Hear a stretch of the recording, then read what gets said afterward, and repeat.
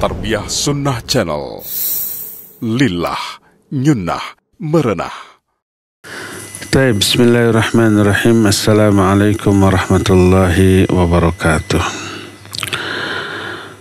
Alhamdulillahilladzi arsala rasulahu bil huda wa dinil haqq liyudhhirahu 'ala ad-dini kullihi walau karihal musyrikun. Wa asyhadu an la ilaha illallah wahdahu la syarikalah iqraran bihi wa tauhidan, wa asyhadu anna Muhammadan abduhu wa rasuluh sallallahu alaihi wa ala alihi wa ashabihi wa sallama tasliman mazida wa ba'd.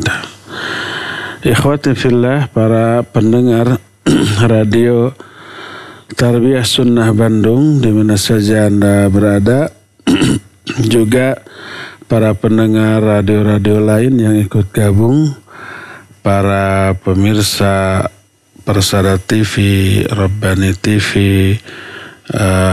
Niaga TV, SKN TV, dan TV-TV lain, dan para netizen di mana saja Anda berada, para anggota Majelis Ta'lim Mumtaz Indonesia di mana saja Anda berada. Alhamdulillah, kembali kita berjumpa untuk melanjutkan kajian kitab Ad-Da' wa Dawa susunan Al-Imam Ibnu Qayyim rahimahullahu ta'ala. Tema yang kita angkat sekarang, setelah kemarin kita menjelaskan jenis dosa, yaitu besar dan kecil, kita sekarang bahas masalah tujuan dari penciptaan manusia. Allah Azza wa Jalla menciptakan manusia untuk mentauhidkannya, juga untuk beribadah kepadanya dan tidak beribadah kepada yang lain-lain. Untuk lebih memperdalam kajian ini, kita pertegas bahwa Allah Azza wa Jalla mengutus para rasulnya, menurunkan kitab-kitabnya, menciptakan langit dan bumi dengan tujuan-tujuan agung. Pertama, agar dia dikenal, diketahui oleh manusia.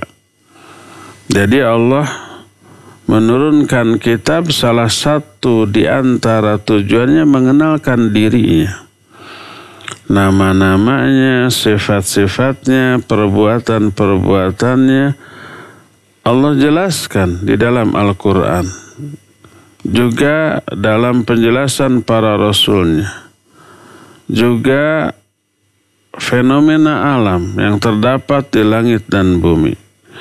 Pertama, untuk diketahui. Kedua, agar disembah. Ketiga, tidak sekedar menyembah, sebab banyak orang menyembah tapi musyrik. Menyembah Allah tapi menyembah juga kepada selain Allah. Ibadah kepada Allah, berdoa kepada Allah tapi berdoa juga kepada selain Allah. Jadi selain diibadati juga ditauhidkan, diesakan Allah dalam hal itu, sehingga seluruh agama hanya milik Allah dan ketaatan hanya kepada Allah. Maksud seluruh agama milik Allah artinya penyembahan, peribadatan hanya tertuju kepada Allah, ketaatan juga hanya tertuju kepada Allah, seruan atau ajakan juga hanya ajakan kepada Allah. Dakwah yang dilakukan oleh para nabi, para rasul, para ulama, para duat, para asatidzah, para mubalighin, semuanya itu mengajak manusia kepada Allah, agar ibadah kepada Allah, agar menyembah Allah, agar taat kepada Allah, bukan agar mengagungkan diri si da'i. Semua seruan mengajak kepada Allah. Qul hadhihi sabili ad'u ilallah. Katakan olehmu, inilah jalan hidupku, aku mengajak manusia kepada Allah. Ud'u ila sabili rabbika bil hikmah. Serulah manusia kepada jalan Allah dengan hikmah. Wa man ahsanu qawlan mimman da'a ilallah wa amila sholihan. Siapa yang lebih baik ucapannya daripada ucapan orang yang mengajak manusia kepada Allah. Jadi Allah mengutus para rasul, menurunkan kitab-kitabnya, menciptakan langit dan bumi. Pertama, agar Allah dikenal, diketahui oleh manusia. Kedua, diibadati. Ketiga, ditauhidkan. Keempat, ditaati. Semua seruan, semua ketaatan hanya kepada Allah. Dan inilah yang terangkum dalam ayat wa ma khalaqatul jinna wal insa illa liya'budun. Tidaklah aku ciptakan jin dan manusia kecuali untuk beribadah kepadaku. Dalam surah Al-Hijr ayat 85 Allah menyatakan wa ma khalaqana as-samawati wal arda wa ma bainahuma illa bil haqq. Tidaklah kami menciptakan langit dan bumi dan apa-apa yang ada di antara keduanya kecuali dengan sebenar-benarnya. Nah, semua penciptaan langit dan bumi, semua keterangan yang Allah turunkan untuk memberikan informasi kepada manusia tentang beberapa sifat Allah. Coba perhatikan Al-Quran surah At-Talaq ayat yang ke-12. Allah berfirman dalam ayat itu, Allahul ladzi khalaqa sab'a samawati wa minal ardi mithlahun yatanazzalul amru bainahunna lita'lamu annallaha ala kulli syai'in qadir wa annallaha qad ahata bi kulli syai'in ilma. Kata Allah, Allah lah yang telah menciptakan 7 lapis langit dan juga bumi. Seperti itu pula 7 lapis bumi. Turun perintah Allah antara keduanya. Untuk apa Allah ciptakan 7 lapis langit, 7 lapis bumi dan perintah-perintah? Lita'lamu, agar kalian tahu. Agar kalian mengenal. Tahu apa? Annallaha ala kulli syai'in qadir. Bahwa Allah berkuasa atas segala sesuatu dan ilmu Allah meliputi segala sesuatu. Allah jelaskan salah satu tujuan Allah ciptakan langit dan bumi agar manusia tahu siapa Allah dan bagaimana Allah. Juga dalam Al-Quran surah Al-Ma'idah ayat 97 Allah menyatakan Ja'alallahu al-Ka'batal Baital Haram qiyaman linnas wa syahral haram wal hadiya wal qala'id dzalika lita'lamu annallaha ya'lamu ma fis samawati wa ma fil ard wa annallaha bikulli syai'in alim. Coba perhatikan lagi ayat ini. Allah telah menjadikan Ka'bah sebagai Baitul Haram, sebagai pusat kehidupan manusia. Allah juga menjadikan bulan haram, menjadikan al-hadyu dan qalaid. Al-hadyu itu binatang-binatang ternak. Qalaid itu hewan-hewan kurban yang sudah ditandai. Kenapa Allah jelaskan tentang Ka'bah, Masjidil Haram, dan seterusnya? Agar kalian mengetahui bahwa Allah mengetahui apapun yang ada di langit, apapun yang ada di bumi, dan sungguhnya Allah Maha mengetahui segala sesuatu. Yang zahir, yang batin. Yang syahadah nyata ataupun yang gaib. Yang besar, yang kecil, semuanya Allah ketahui. Allah terangkan ini agar kalian tahu salah satu sifat Allah, yaitu Al-Alim. Alim bikulli syai'. Mengetahui segala sesuatu. Nah, setelah mengutip 2 ayat tadi berkata Imam Ibnu Qayyim rahimahullah ta'ala. Kata beliau, fa akhbara subhanahu annal qasda bil khalqi wal amri ay yu'rafa bi asma'ihi wa sifatihi wa yu'bada wahdahu la yusyriku bih wa yaquma an-nasu bil qist wa huwa al-'adlu alladhi qamat bihi as-samawati wal ard kama qala ta'ala laqad arsalna rusulan bil bayyinati wa anzalna ma'humul kitaba wal mizan liyaquman nasu bil qist. Dalam ayat-ayat tadi Allah mengabarkan, menerangkan bahwa tujuan penciptaan dan turunnya perintah agar Allah itu diketahui, dikenal baik namanya maupun sifatnya, lalu diibadati hanya Dia dan tidak disekutukan dengan yang lainnya, dan agar manusia menegakkan keadilan. Keadilan yang menjadi pilar penopang tegaknya langit dan bumi. Allah menyatakan, kami telah mengutus para rasul dengan membawa keterangan-keterangan yang jelas dan kami turunkan bersama para rasul itu kitab dan timbangan agar manusia menegakkan keadilan. Dalam ayat yang barusan berkata Imam Ibnu Qayyim,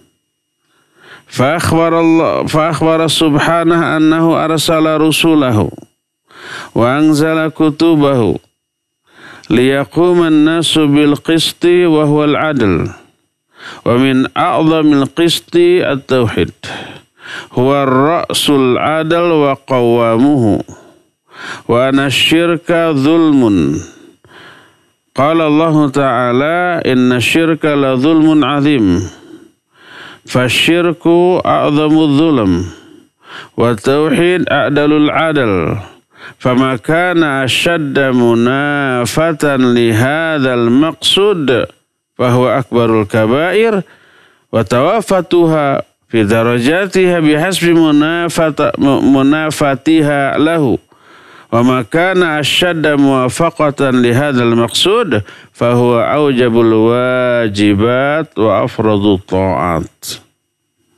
Kata Imam Ibnu Qayyim, dalam ayat tadi Allah mengabarkan bahwa Dia mengutus para rasulnya, menurunkan kitab-kitabnya agar manusia menegakkan keadilan. Dan keadilan yang paling agung adalah tauhid. Tauhid ini pokok pangkal dan pilar dari keadilan ini. Tauhid ini pokok pangkal dan pilar bagi keadilan ini. Sebaliknya, syirik adalah kezaliman. Allah menyatakan inna syirka la zulmun azim. Sesungguhnya syirik itu kezaliman yang sangat besar. Maka syirik sebesar-besar kezaliman, tauhid seagung-agung keadilan, maka setiap kali ada penyimpangan dari tujuan ini, tujuan utama diciptakan makhluk yaitu untuk mentauhidkan Allah, semakin besar penyimpangan dari tauhid, semakin besar dosanya.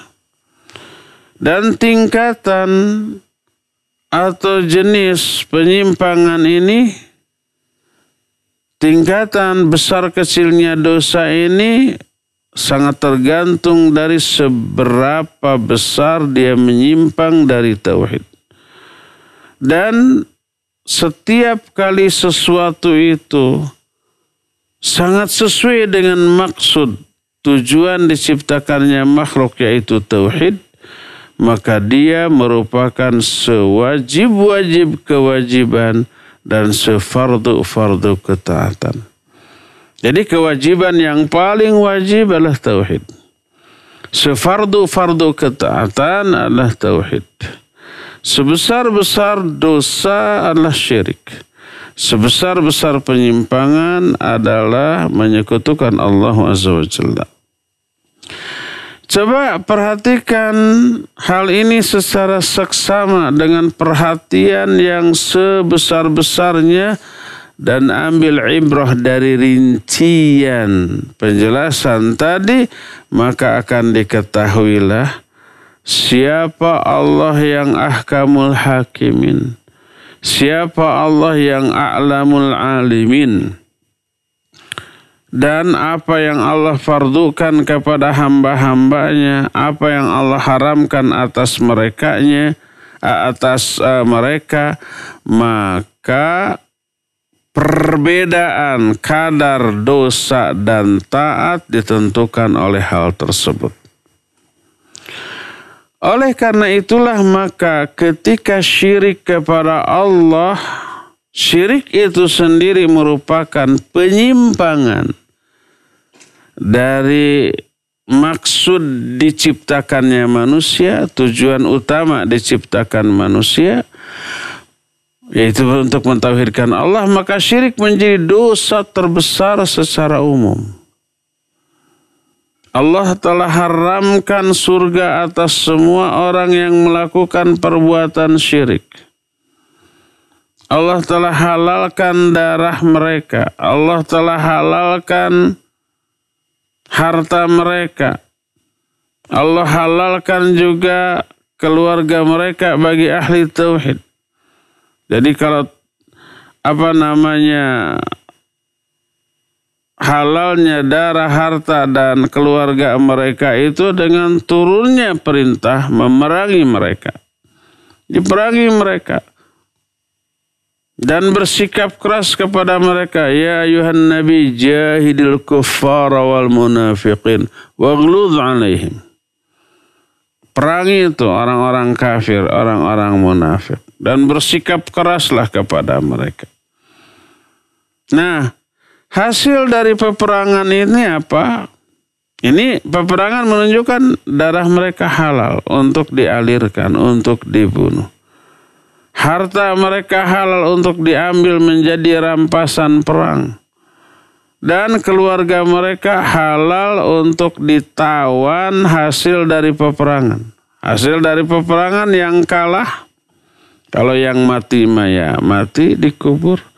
Yang sempat kabur ya kabur, yang gak sempat kabur karena terluka, terkepung atau apa, jadi tawanan. Tawanan ini bisa ditebus oleh keluarganya dengan harga tertentu yang disepakati. Kalau sudah ditebus, ya bebas lagi pulang. Yang tidak bisa ditebus jadi tawanan, dan tawanan menjadi hamba sahaya. Menjadi budak bagi ahli tauhid. Karena mereka meninggalkan peribadatan kepada Allah Azza wa Jalla, maka Allah pun enggan untuk menerima amalan orang-orang musyrik. Semua amalan yang dilakukan oleh orang musyrik, penganut agama selain Islam, itu ditolak. Allah menyatakan, "Wa may yabtaghi ghairal islami dinan fala yuqbala min wa huwa fil akhirati minal khasirin." Siapa orang yang mencari agama selain Islam, berarti menyembahnya bukan kepada Allah. Atau mungkin menyembah Allah tapi juga menyembah kepada selain Allah. Syirik.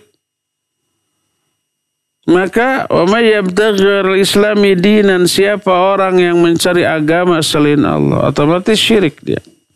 Fala yuqbala min. Allah enggak akan diterima. Allah enggak akan terima amal-amalnya. Semua perbuatan baiknya enggak diterima. Walaupun zahir dari perbuatan itu baik.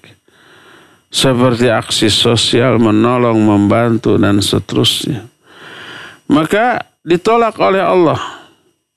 Aballahu subhanahu ayyaqbala min musyrikin amalan. Allah enggan untuk menerima amalan orang musyrik. Allah juga tidak akan menerima syafaat. Allah juga tidak akan mengabulkan doa mereka di akhirat. Allah juga nggak akan menghapus kesalahan mereka, nggak akan menerima tebusan apapun dari mereka agar terhindar dari azab, nggak akan Allah terima. Maka orang musyrik adalah sebodoh-bodoh manusia. Kenapa? Karena dia menjadikan tandingan bagi zat yang menciptakannya. Inilah puncak kebodohan. Mereka tahu mereka diciptakan oleh Allah, alam jagat raya ini juga diciptakan oleh Allah, diatur oleh Allah. Allah lah yang memberi rizki. Qul may yarzuqukum minas sama'i wal ard amayyamlikus sama wal absar. Katakan oleh Muhammad, tanya, siapa sih yang menurunkan rizki kepada kalian dari langit dan dari bumi? Siapa yang memberikan dan menguasai pendengaran dan penglihatan? Au may yukhrijul hayya minal mayyit wa yukhrijul mayyita minal hayy. Siapa yang menghidupkan dan mematikan, mengeluarkan kehidupan dari kematian, kematian dari kehidupan? Pasti mereka akan menjawab Allah. Wa may yudabbirul amr. Siapa yang mengurus seluruh urusan ini? Mereka akan menjawab Allah. Tahu Allah pencipta alam jagat raya, tahu Allah yang menciptakan mereka, yang memberi rizki kepada mereka dari langit ataupun dari bumi, yang memberikan pendengaran, penglihatan, yang menghidupkan, mematikan, memberi madarat, memberi maslahat, dan yang mengatur seluruh urusan mereka. Tahu Allah. Kenapa nyembahnya kepada selain Allah atau nyembah kepada Allah ditambah menyembah kepada selain Allah? Ini sikap terbodoh yang pernah ada. Maka fal musyrik ajhalul jahilin. Kata Imam Ibnu Qayyim, orang musyrik itu sebodoh-bodoh manusia. Karena mereka orang musyrik itu membuat tandingan bagi Allah dalam hal ibadah, dan ini puncak kebodohan. Sebagaimana selain disebut sebagai puncak kebodohan, syirik juga adalah puncaknya kezaliman. Sekalipun orang musyrik itu bukan menzalimi Allah, tapi menzalimi diri sendiri. Allah mau disembah mau tidak, tetap agung.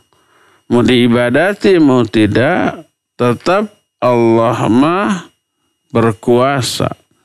Mau ditaati mau tidak, Allah nggak rugi. Ditaati nggak untung, didurhakai nggak rugi. Oleh karena itu disebut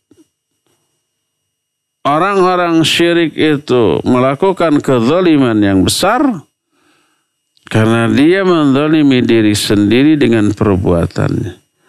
Dilihat dari efek atau akibat, begitu syirik, begitu menduakan Allah, Allah murka. Dan Allah tetapkan azab yang dahsyat dan abadi di dalam neraka apabila syiriknya tersebut terbawa mati tanpa ditobati sebelum kematiannya. Nah, salah satu di antara bentuk syirik yang dianggap samar bagi para pelakunya, hakikatnya syirik. Tapi para pelakunya itu menganggap itu ibadah yang agung. Karena kebodohan tadi. Yaitu apa? Yaitu menjadikan perantara dan syafaat dalam beribadah kepada Allah. Membuat perantara dalam beribadah kepada Allah. Perantara itu diistilahkan wasilah atau wasitah. Jamannya wasail, jamannya wasaitah. Dan para pemberi syafaat yang mereka harapkan bisa memberikan bantuan pertolongan di akhirat, di hadapan Allah, padahal sebenarnya tidak, mereka ambil, mereka ibadati. Ini yang menjadi penyebab murkanya Allah. Maka Imam Ibnu Qayyim menerangkan al-wasa'id wa syufa'a bisababi sukhtir rabbi wa ghadabih. Jadi adanya perantara dalam beribadah itu menjadi penyebab murka Allah Azza wa Jalla dan kemarahannya. Kata Imam Ibnu Qayyim, waqa'at masalah. Ada satu masalah. Masalah ini tadi syubhat. Pelakunya menganggap ibadah yang agung padahal hakikatnya kezaliman yang besar. Apakah masalah tersebut? Ya annal musyrika innama qasduhu ta'zimu janabir Rabbi tabaraka wa ta'ala wa annahu li'azamatihi la yanbaghi ad-dukhulu alaihi illa bil wasait wasyufa'a kahalil muluk. Orang-orang musyrik niat melakukan perbuatan syirik itu bagus. Tujuannya itu agung. Apa tujuan orang-orang musyrik dalam menyembah selain Allah? Mengagungkan Allah Subhanahu wa ta'ala. Kok bisa niat mengagungkan Allah tapi berbuat syirik? Karena mereka berpikiran keagungan Allah menyebabkan Allah nggak bisa didekati.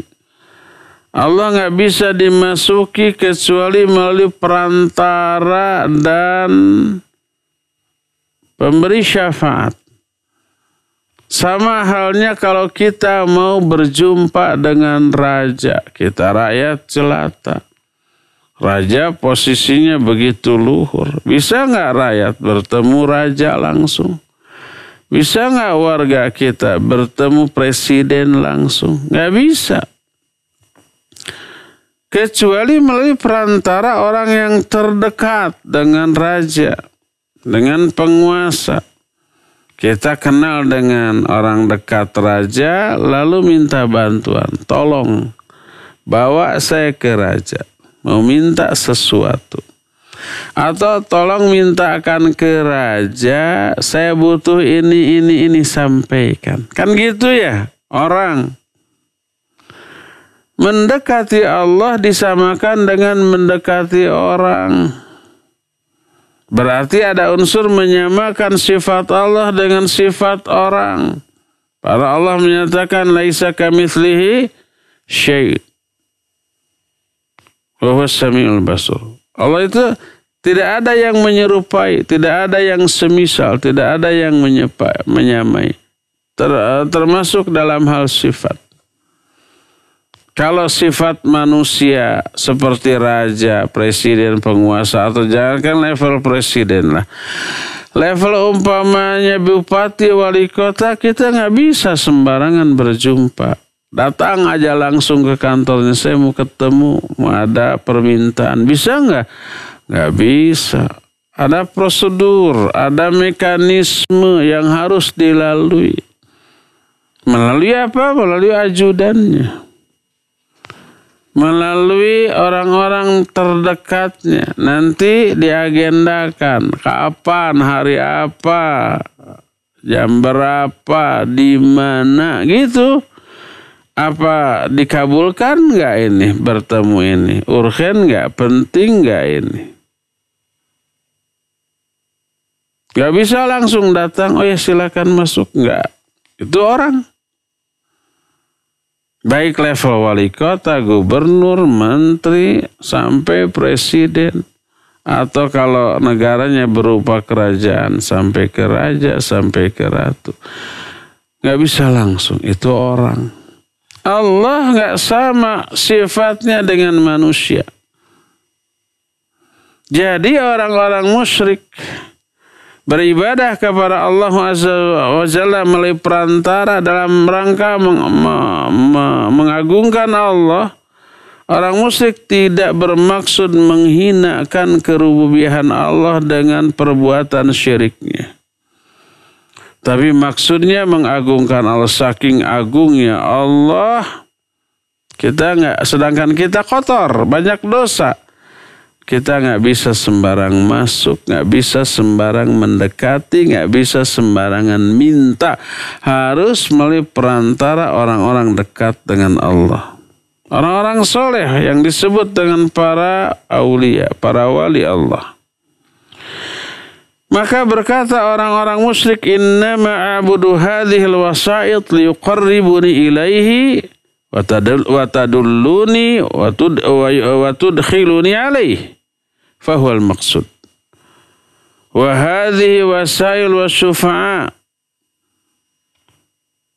Mereka berkata, kami beribadah kepada perantara-perantara ini. Perantara ini kan berupa patung yang merupakan visualisasi nyata dari orang-orang soleh terdahulu yang sudah mati. Orang soleh dicintai oleh Allah, ahli ibadah, baik, dianggap suci, mati. Betul, orang solehnya betul itu, anggap saya benar wali Allah, dekat dengan Allah. Lalu dibuat patungnya, lalu berdoa kepada patung orang soleh agar doanya disampaikan kepada Allah. Karena kalau kita yang langsung minta kepada Allah, karena kotornya kita nggak didengar oleh Allah. Maka melalui perantara. Makanya disebut inna ma'abuduha lituqarribani ilaih. Aku hanyalah beribadah kepada perantara-perantara itu agar perantara itu bisa mendekatkan aku kepada Allah Azza wa Jalla. Menunjuki aku dan memasukkan aku ke zona yang memungkinkan kita dikabul doanya oleh Allah. Inilah maksudnya. Oleh karena itulah maka kata mereka, falima kana hadzal qadru mujiban lis-sakhati wa ghadabihi tabaraka wa ta'ala wa mukhalladan finnar.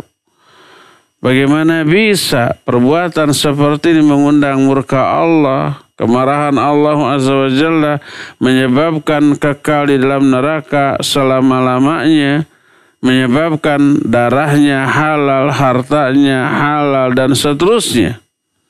Itu kan hujah mereka. Ada lagi, kita usut atau kita teruskan pertanyaan ini. Hal yajuzu ayyasra'allahu subhanahu wa ta'ala ayyasra'allahu li ibadihi at-taqarruba ilaihi bisyufa' wal wasa'id. Bolehkah ataukah apakah syariat Allah membolehkan hamba-hambanya mendekatkan diri kepada Allah melalui perantara dan para pemberi syafaat? Ataukah ini sesuatu yang buruk, yang jelek dari segi fitrah, dari pertimbangan akal dan seterusnya, sehingga dilarang keras oleh syariat? Bahkan syariat sendiri menyatakan secara fitrah, secara akal, ini merupakan seburuk-buruk keburukan, sejelek-jelek kejelekan, yang menjadi rahasia kenapa perbuatan tersebut merupakan dosa yang tidak terampuni. Allah menyatakan, innallaha la yaghfiru ayyushraka bihi wa yaghfiru ma duna dzalika liman yasha. Allah tidak akan mengampuni dosa syirik, tapi Allah akan mengampuni dosa selain syirik bagi orang-orang yang dikehendakinya. Coba perhatikan penjelasan tadi. Fokuskan pikiran dan hatimu terhadap jawaban dari pernyataan tadi. Dengan mengetahui penjelasan ini, kita nanti bisa membedakan antara orang-orang musyrik dan ahli tauhid. Antara orang-orang yang mengenal Allah dengan sebenar-benarnya dengan orang-orang yang bodoh tentang Allah. Antara siapa ahli surga dan siapa ahli neraka. Jawabannya adalah pertama, Kita mohon taufik kepada Allah Azza wa Jalla. Syirik ini ada dua macam. Pertama, syirik yang berkaitan dengan zat yang disembah. Juga yang berkaitan dengan nama-nama, sifat-sifat, dan perbuatan yang disembah. Ini jenis syirik yang pertama. Syirik yang kedua, syirik dalam beribadah kepada Allah dan bermuamalah kepada Allah, sekalipun pelakunya meyakini bahwa Allah itu tidak ada tandingannya, tidak ada sekutu, baik dalam hal zatnya, sifatnya, namanya, ataupun perbuatannya. Dua jenis syirik. Jadi syirik yang pertama berkaitan dengan zat, nama, dan sifat Allah. Yang kedua, syirik dalam hal beribadah. Nanti kita rinci. Adapun syirik yang pertama, yaitu syirik terhadap zat Allah dan nama-nama serta sifatnya. Syirik yang pertama ini ada dua jenis. Pertama, syirik ta'til. Mana ta'til itu menolak atau mengingkari, tidak mengakui. Dan inilah seburuk-buruk jenis syirik. Seperti syiriknya Fir'aun laknatullahi alaih. Dia bertanya kepada Nabi Musa, wa ma Rabbul Alamin? Siapa Rabbul Alamin itu? Sampai berkata kepada Haman salah satu tenaga ahli di bidang sains atau teknologi lah kalau zaman Kiwari. Berkata Fir'aun, wa qala Fir'aun ya Haman ibni li sarhan la'alli ablughul asbab as-samawati fa'attali'a ila ilahi Musa wa inni la'adhunnuhu kadhiba. Hai Haman, berkata Fir'aun, hai Haman, buatkan bagiku bangunan yang tinggi agar aku bisa mencapai langit, lalu aku bisa melihat sesembahan Musa. Aku yakin Musa itu dusta. Karena Nabi Musa menyatakan Allah Rabbul Alamin itu ada di atas langit. Lalu si Fir'aun ini menyangka untuk bisa sampai ke Firaun itu harus naik ke tempat tinggi sehingga bisa melihat Allah. Hai Haman, tolong buatkan bangunan yang tinggi, aku akan naik nanti bisa melihat sesembahan Musa. Aku yakin Musa ini bohong. Dikiranya bisa. Ya betul, Allah ada di atas langit. Tapi untuk bisa mencapai dan mendekatinya nggak perlu naik ke langit pakai pesawat, pakai Apollo, enggak. Karena kita nggak akan mampu. Untuk mendekatinya cukup zikir. Untuk mendekatinya cukup laksanakan perintah Allah, jauhi larangannya. Itu yang menyebabkan kita akan dekat. Jadi antara syirik dengan ta'til ini dua hal yang tidak bisa dipisahkan. Setiap orang yang musyrik pasti mu'attil. Orang yang berbuat syirik pasti berbuat ta'til. Karena syirik berarti mengingkari sebagian atau bahkan seluruh dari sifat-sifat Allah Azza wa Jalla. Setiap orang yang musyrik pasti mu'attil. Setiap orang yang menyekutukan Allah pasti dia menafikan atau menolak sifat Allah. Dan setiap orang yang menafikan sifat Allah pasti musyrik. Sekalipun penyebab utama musyrik tidak berarti ta'til. Tapi salah satu penyebab orang syirik itu ta'til. Ada orang musyrik tapi tidak ta'til, ada. Sebagaimana umpamanya orang-orang musyrik meyakini bahwa Allah pencipta dan seterusnya, tapi dia menolak hak Allah untuk ditauhidkan. Semua asal mula syirik kembali kepada ta'til ini. Dan ta'til itu ada 3 jenis. Ta'til masnu' an sani'ihi wa khaliqihi. Pertama, ta'til atau menolak adanya hasil ciptaan yang tidak diakui penciptanya tidak diakui bahwa ini adalah ciptaannya. Kedua, disebut ta'tilus sani subhanah an kamalihil muqaddas bi ta'tili asma'ihi wa usafihi wa af'alihi. Kedua, mentaktil sang pencipta yaitu Allah bahwa Allah itu tidak sempurna. Mentaktil, menolak kesempurnaan Allah dengan cara menolak sebagian nama-nama dan sifat Allah atau perbuatan Allah. Seperti umpamanya menolak sebagian ciptaan Allah yang sifat Allah yang dzatiyah, yaitu menolak, mengingkari Allah memiliki tangan, memiliki kaki, memiliki mata. Para Allah jelaskan, Allah memiliki mata, tajri bi ayunina. Perahu itu berlayar dengan pengawasan mata kami. Yadullahi fauqa aydihim, tangan Allah di atas tangan mereka. Yauma yukshafu an saqin, pada hari itu Allah menyingkapkan betisnya. Itu Allah jelaskan dalam Al-Quranul Karim, tapi diingkari. Istiwanya Allah di atas arsy juga diingkari.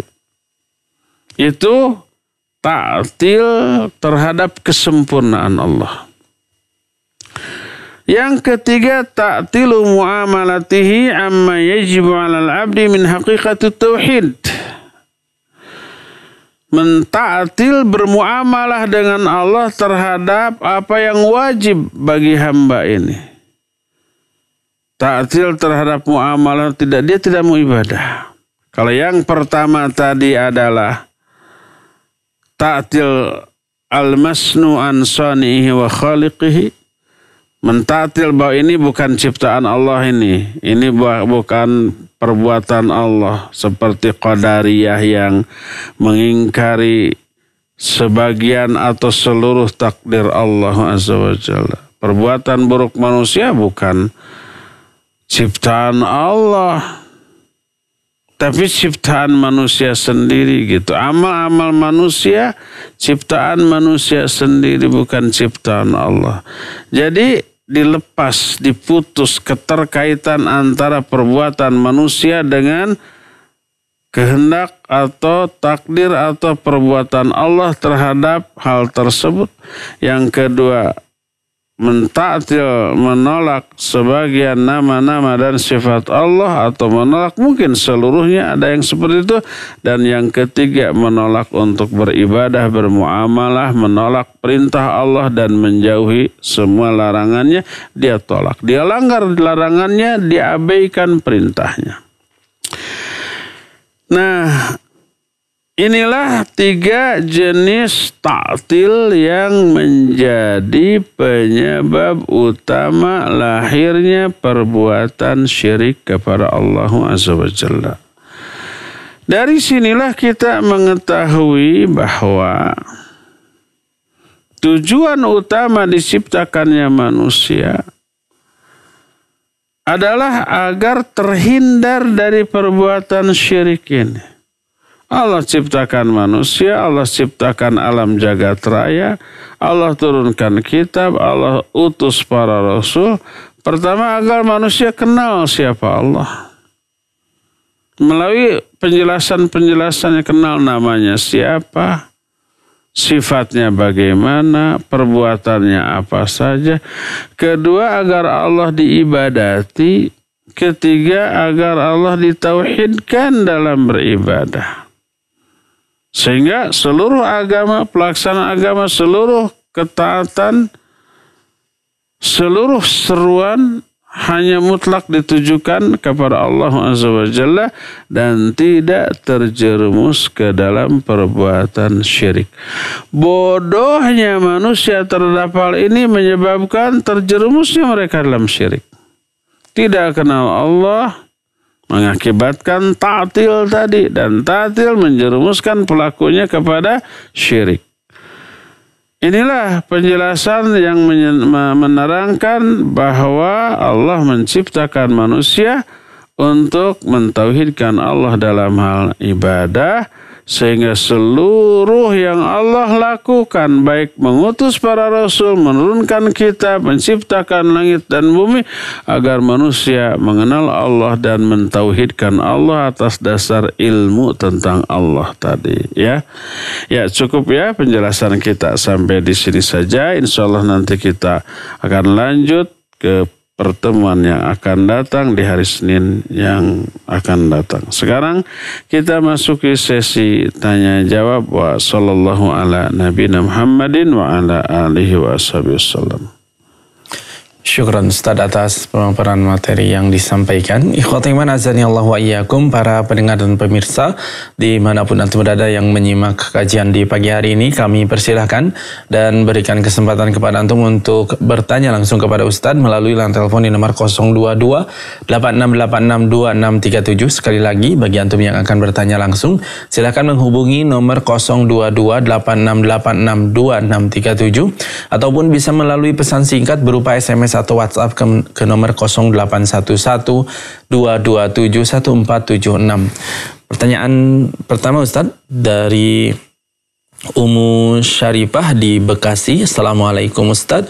Semoga Ustaz dan tim Tarbiyah Sunnah diberi kesehatan dan diberi perlindungan oleh Allah. Amin.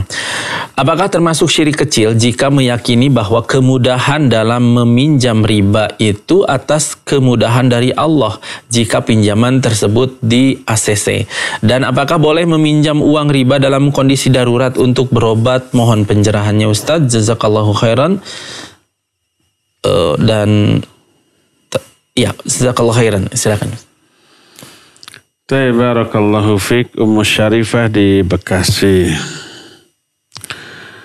Kalau umpamanya kita melakukan satu dosa, apapun dosanya, termasuk meminjam riba, meminjam uang dengan ada riba, termasuk umpamanya nyolong, mencuri, mencopet, lalu kita katakan Allah lah yang memudahkan semuanya itu. Apakah boleh berkata demikian? Iya. Pertama ya, bahwa Allah yang memudahkan seseorang berbuat dosa dan maksiat benar. Tapi itu nggak boleh disyukuri. Sebab apa? Sebab itu musibah besar. Itu uqubah, itu hukuman, itu sanksi. Sanksi terhadap sanksi hukuman atas dosa yang kita lakukan sebelumnya. Berarti kita disesatkan oleh Allah, kita dimudahkan untuk melakukan perbuatan dosa dan maksiat, dan dipersulit untuk melakukan ibadah dan amal soleh. Kalau umpama kita berat untuk melakukan ibadah, tahajud, saum Senin Kamis, baca Quran, hadir ke pengajian, siapa yang membuat kita berat melakukan ibadah? Allah. Iya betul, Allah. Kenapa Allah demikian? Karena menghukum kita atas dosa dan kesalahan yang kita lakukan. Makanya apabila kita merasa berat untuk melakukan ibadah, dan yang membuat kita berat itu Allah, maka cepat tobat. Itu karena dosa loh. Itu karena maksiat. Introspeksi diri, apa dosa yang sudah kita lakukan, lalu berhenti, tobat dari hal itu, minta ampunan kepada Allah. Nanti insya Allah enteng lagi dan ringan lagi. Salah satu hukuman yang Allah berikan kepada orang mukmin yang bermaksiat, selain malas atau berat untuk ibadah, juga menjadi semangat dan giat dalam melakukan dosa dan maksiat. Siapa yang memberikan keinginan itu? Ya Allah juga. Yang memberikan keinginan kepada kita untuk melakukan dosa dan maksiat adalah Allah. Kenapa Allah berikan keinginan kepada kita untuk berdosa dan maksiat, sementara keinginan untuk ibadah kok nggak dikasih ya? Itu karena hukuman Allah atas dosa-dosa kita sebelumnya. Apalagi umpamanya. Kita butuh uang lalu mengajukan pinjaman yang ada bunga. Itu sudah, itikad itu saja sudah merupakan sebuah dosa. Apalagi itikad mau mengambil atau rencana mau mengambil pinjaman bunga ini langsung dilaksanakan. Dosanya, keinginan berbuat dosanya dilaksanakan. Allah hukum. Hukum dengan dijerumuskannya dia ke dalam maksiat. Apapun dosa sebelumnya, ya, kenapa kita punya keinginan untuk berbuat riba karena mungkin dosa sebelumnya. Begitulah dosa itu memberi efek domino. Berani kita melakukan satu dosa, akhirnya muncul keberanian untuk melakukan dosa-dosa lain. Lihat sabda Rasul alaihissalam. Iyyakum wal kadhiba fa innal kadhiba yahdi ilal fujur. Wal fujura yahdi ilan nar. Hadis ini riwayat Bukhari Muslim. Jauhi oleh kamu dusta. Karena dusta yahdi ilal fujur. Memberi petunjuk atau memberikan dorongan untuk berbuat fujur. Fujur ini ada dua kata Syekh Al-Utsaimin. Pertama, al-wuqu fil ma'asi. Terjerumus ke dalam maksiat. Sebelum berdusta, dia nggak berani melakukan dosa lain. Setelah berdusta kok dia jadi berani melakukan dosa lain. Ini fujur yang pertama. Kedua, selain al-wuqu fil ma'asi, khuruj anitah. Keluar dia dari ketaatan. Tadinya dia rajin baca Quran, setiap ba'da sholat baca Quran. Tapi karena berdusta tiba-tiba berat untuk membaca Al-Quran. Akhirnya berhenti, malas baca Al-Quran. Diambil mushaf, buka-buka, malas tutup lagi. Berat. Dia keluar dari ketaatan yang selama ini dia lakukan. Karena apa? Karena dusta.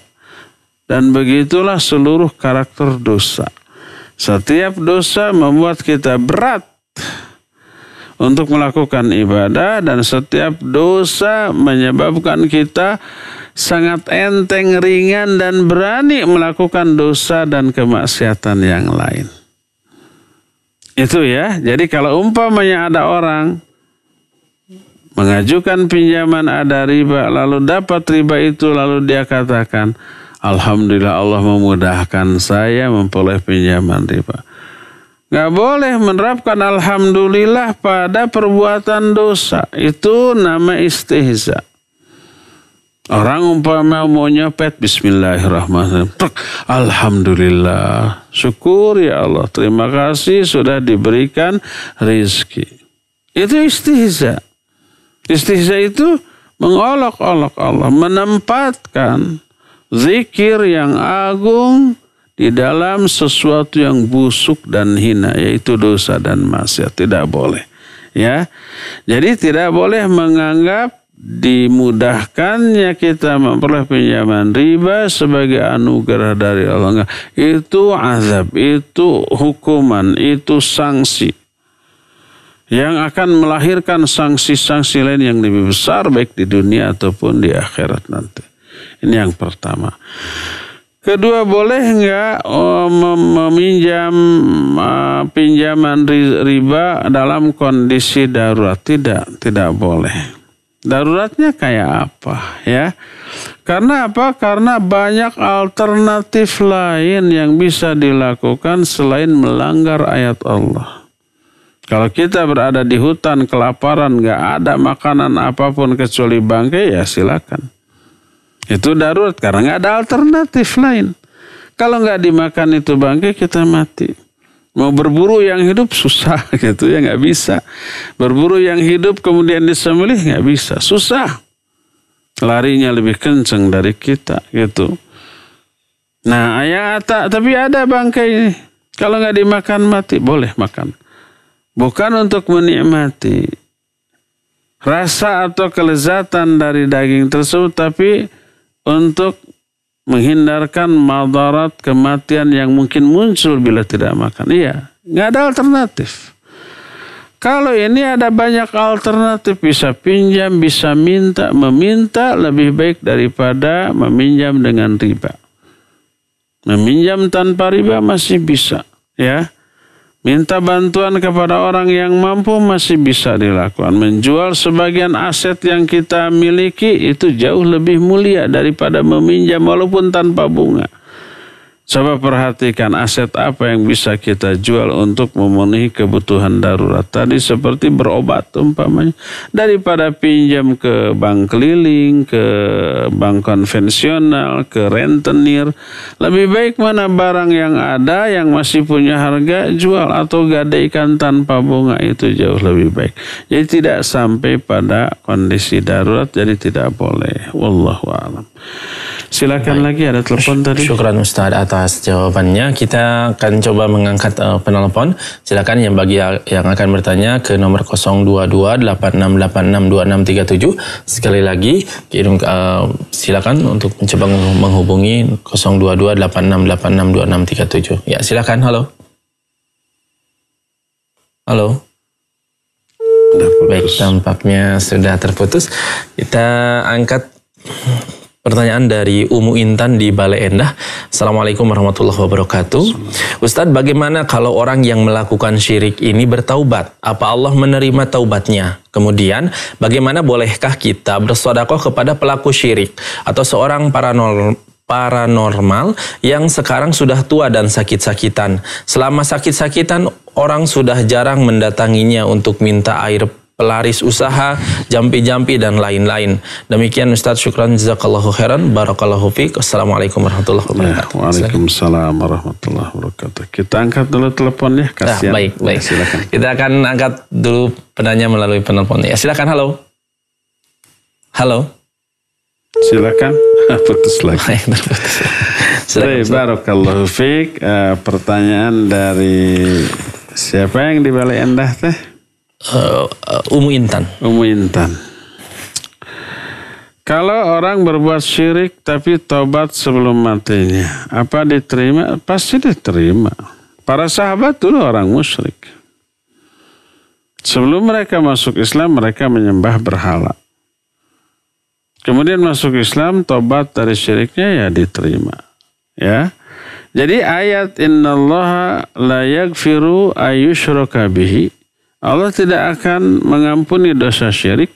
Kalau dosa syirik ini terbawa mati, tidak ditobati, nggak diampuni. Ya, kalau diampuni maka, kalau umpamanya ditobati maka diampuni. Ya, itu pertanyaan yang pertama. Kedua, boleh nggak kita bersedekah kepada pelaku perbuatan syirik? Tergantung. Kalau sedekah kita bisa menuntun dia kepada jalan hidayah, tobat dari perbuatan syiriknya, iya, mereka dianggap mu'allaf, baik dari zakat, infak, atau sedekah, iya, silakan beri. Tapi kalau umpamanya sedekah kita itu hanya memperkuat perbuatan syiriknya, ya nggak boleh, jangan. Apalagi dijadikan biaya untuk perbuatan syiriknya. Ya, ini saya infak ke kamu sedekah 1 juta. Alhamdulillah, saya mau pakai ini untuk minta-minta ke makam Mbah Anu. Gawat. Kalau kita mengetahui hal itu nggak boleh. Ya, kalau tidak tahu bahwa dia itu seorang syirik dan akan dipakai syirik, ya nggak masalah. Kalau tahu jangan. Nah, sekarang kalau ada dukun sudah tua renta, tidak laku lagi. Nah, biasanya orang itu minta ke dukun itu agar kaya raya.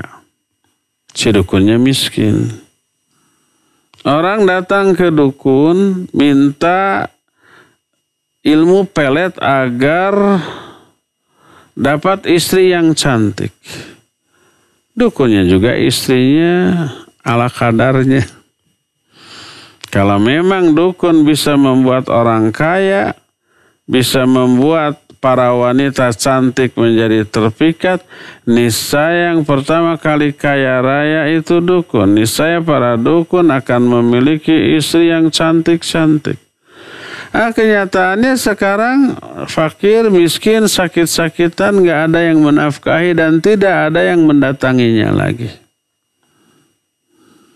Boleh gak kita infak dan sedekah kepada orang seperti itu? Hukum asal boleh. Orang kafir kita kasih makan, kita kasih minum, kita kasih uang karena kondisinya memang membutuhkan. Iya, kalau umpamanya tidak kita kasih sampai mengakibatkan kelaparan dan mati, ya wajib untuk kita tolong. Jangankan orang, binatang saja umpamanya kelaparan, meong-meong kucing kelihatan lapar, apapun digigit, daun dimakan gitu ya, saking kelaparan, wajib kita kasih makan. Jangankan kucing, binatang yang najis seperti anjing, kelaparan, kehausan, ya kita kasih makan. Apalagi ini orang, ya. Walaupun orang itu orang kafir, orang musyrik, ya kasih. Apalagi dukun yang belum tentu syirik atau belum tentu kafir umpamanya. Sebab kufur tidaknya dukun, musyrik aturnya kufur, dukun dilihat dari bagaimana praktek perdukunannya. Kalau praktek perdukunan, praktek sihirnya itu ada hal-hal yang mengandung unsur syirik atau kufur, ya syirik dan kufur. Tapi ada kalanya tukang sihir atau tukang dukun tidak melakukan praktek syirik atau kufur, tapi tipuan-tipuan, maka dia ahli maksiat.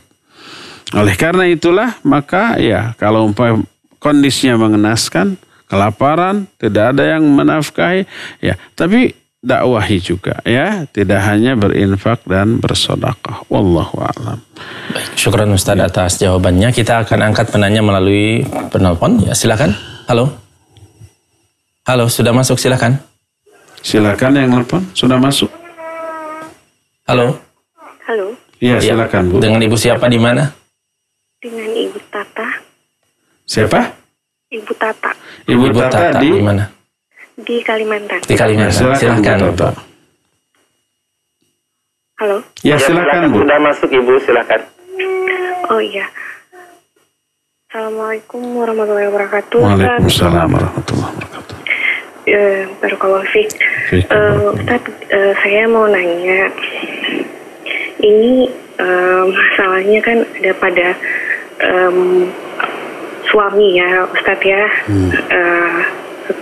Sepertinya tuh suami tuh sekarang mengikuti satu aliran yang menurut saya memang tidak sejalan, tidak sevisi juga gitu Ustadz. Nah, dengan andai-andai itu suami saya beranggapan bahwa aliran ini itu benar gitu. Maaf Ustadz, maksudnya itu di sini adalah dia melakukan seperti kayak tasawuf gitu ya Ustadz ya. Nah, saya coba selalu mengingatkan bahwa mungkin kita bisa memperbaiki dengan yang sesuai jalan sunnah-sunnahnya Rasulullah yang selama ini yang tidak dilebihkan, tidak juga dikurangin gitu. Tapi respon suami itu marah gitu Ustaz. Nah, masalah kami dalam rumah tangga itu selalu hanya itu gitu. Saya selalu mengingatkan bahwa kita harus mentaatkan Allah, terus di rumah tangga ini harus kita visinya sama, misinya sama gitu. Tapi bagi suami itu tidak merespon itu gitu. Terus dia malah mengikuti suatu kayak semacam kayak ilmu kebatinan gitu Ustaz. Nah, di sini yang saya sebagai istri memang ada ketakutan karena memiliki buah hati gitu ya, yang masih kecil juga. Yang takutnya kami, buah hati kami tuh ikut jadi terjerumus juga nantinya gitu. Nah, bagaimana nih sarannya Ustadz nih gitu? Karena saya betul-betul sudah mengingatkan, tapi suaminya belum ngena gitu di hatinya gitu. Dan selalu saya berdoa sepanjang malam, sepertiga malam, setiap sholat untuk dilembutkan gitu hatinya Ustaz. Nah, apakah jalan satu-satunya kalau sudah tidak sesuai dengan akidah, apakah berpisah adalah salah satu yang terbaik atau seperti apa Ustaz? Jazakallahu khairan Ustaz. Assalamualaikum warahmatullahi wabarakatuh. Waalaikumsalam warahmatullahi wabarakatuh. Ya, Ibu Tata di Kalimantan, barakallahu fiik. Semoga Allah memberikan kesabaran dan jalan keluar yang terbaik ya bagi masalah yang sedang dihadapinya. Taib.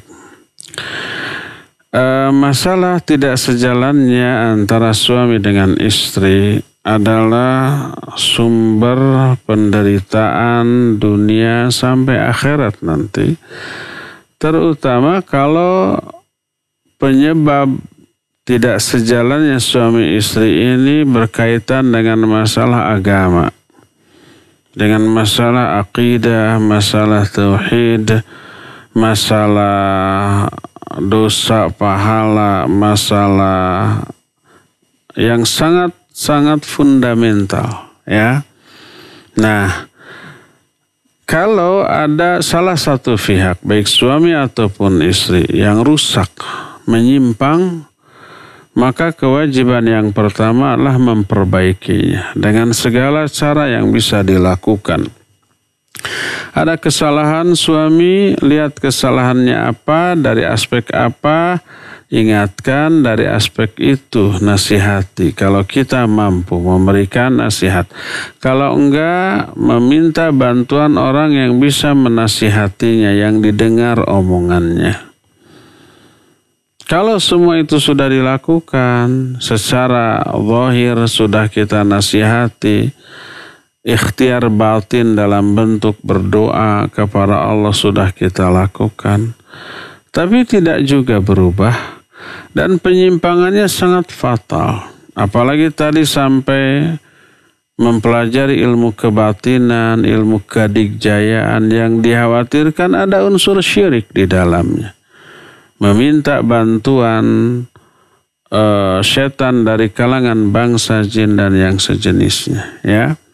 Walaupun ilmu kebatinan itu kelak akan dipakai menolong orang, akan dipakai untuk membantu manusia.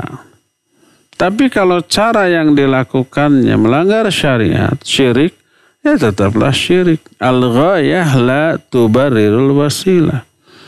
Tujuan tidak menghalalkan segala cara. Tujuan baik harus diraih, dicapai dengan cara yang baik. Jadi tujuan membantu orang caranya juga harus baik dan benar, tidak dengan cara syirik, tidak dengan cara yang menyimpang, ya. Nah, itu penyimpangan yang fatal, yang fundamental, yang sifatnya asasi, sangat prinsip karena menyangkut akidah, menyangkut tauhid ya. Kalau kesalahannya sefatal itu dan tidak bisa diperbaiki, bukan boleh meminta pisah, tapi harus meminta pisah, mengajukan khulu, daripada kita terjerumus, kita terbawa. Kalau kita bertahan dengan kondisi seperti itu, biarlah amaluna amalukum gitu, amal kita masing-masing. Awet sampai akhir hayat tapi rajat. Awet rajat itu artinya awet tapi tidak ada kebahagiaan, tidak ada kenyamanan, tidak ada keselarasan. Dan tadi dikhawatirkan buah hatinya akan terseret, terbawa ya. Maka itu menjadi sumber petaka dunia sampai akhirat. Jadi kalau bisa diperbaiki, perbaiki dulu. Kalau bisa diluruskan, luruskan dulu. Kalau semua upaya sudah mentok, tak ada lagi yang bisa dilakukan, yang bisa merubahnya, maka cari yang lebih selamat, maka Allah Azza wa Jalla insyaallah akan memberi ganti yang jauh lebih baik. Man taraka lillahi syai'an awwadahullahu khairan min. Siapa orang yang meninggalkan sesuatu karena Allah, Allah akan ganti yang lebih baik. Allah akan berikan ganti yang lebih baik kepadanya, ya. Demikian Ibu Tata di Kalimantan. Wallahu a'lam bissawab. Silakan yang terakhir, ya. Baik, syukran Ustaz atas jawabannya. Pertanyaan selanjutnya dari Khalid di Padalarang. Assalamualaikum warahmatullahi wabarakatuh. Ustaz, bagaimana hukumnya atas pilihan seorang dukun? Contoh, seseorang ada 2 pilihan wanita yang akan dinikahi. Lalu dia bertanya ke dukun dan akhirnya memilih salah satu dari wanita tersebut berdasarkan pilihan dukun. Bagaimana hukumnya istri atas pilihan dukun tersebut, Ustaz? Silahkan. Barakallahu fiik. Ada 2 masalah. Pertama, hukum bertanya ke dukunnya haram, tidak boleh, ya. Apalagi percaya kepada omongannya. Man ata kahinan, man ata arrafan au kahinan wa saddaqa bima yaqul faqad kafara bima unzila ila Muhammadin sallallahu alaihi wasallam. Siapa orang yang mendatangi dukun lalu percaya kepada omongannya, dia telah kufur kepada ajaran yang dibawa oleh Nabi Muhammad SAW. Haram, tidak boleh.